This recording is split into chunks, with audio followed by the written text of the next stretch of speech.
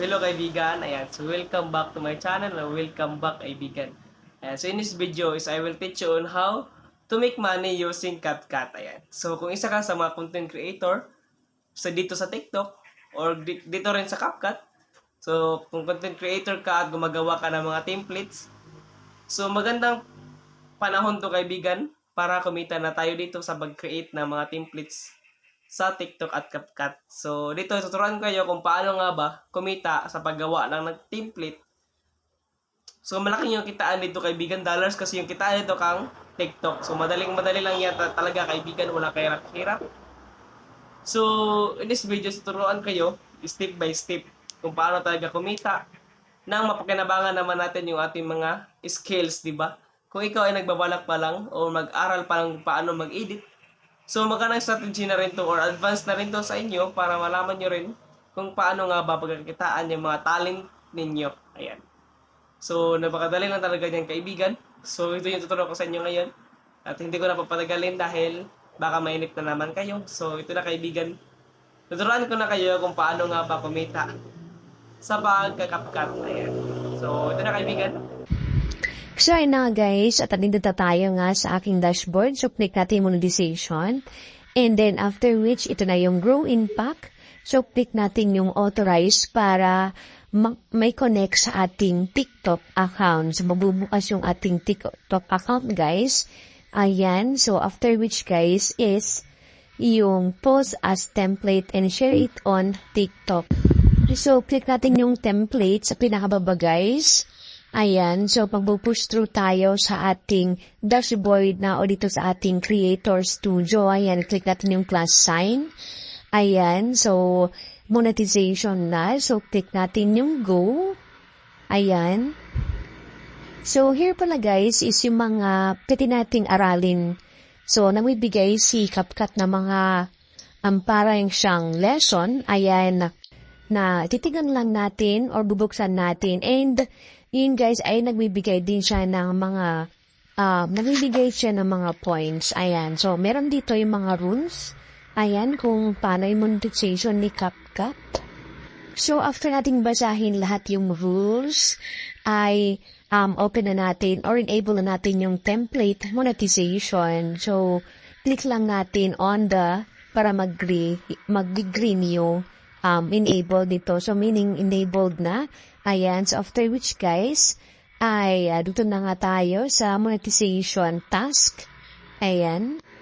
So, mag-post ng isang template. So, click natin yung go. And ngayon naman ay mag-try tayong mag-post ng ating sample na nagawang video. So, click natin yung plus.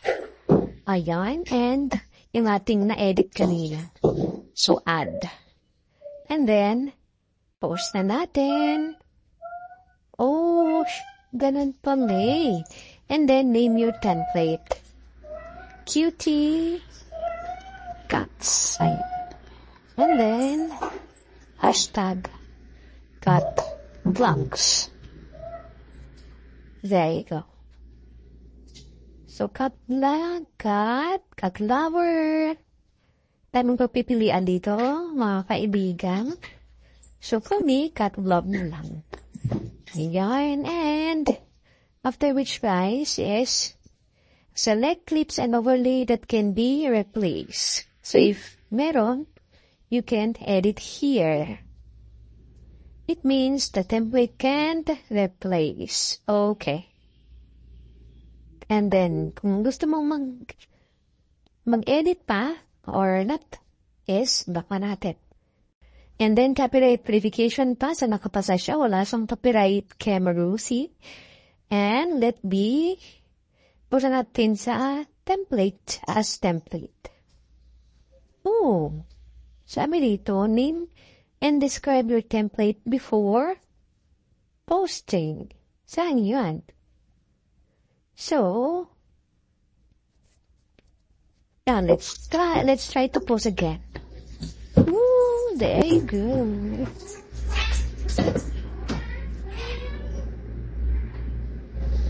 So, para na rin tayo nag-edit guys. Meron siyang, kunyari pag nagsisave, pag sa normal na editing, pero pag dito naman, creating template. So, let's find out. Ayan siya. So, this is the first template I created on CapCut. Give me a night. Then, close na natin. And then, click natin yung done. So, ayan na siya.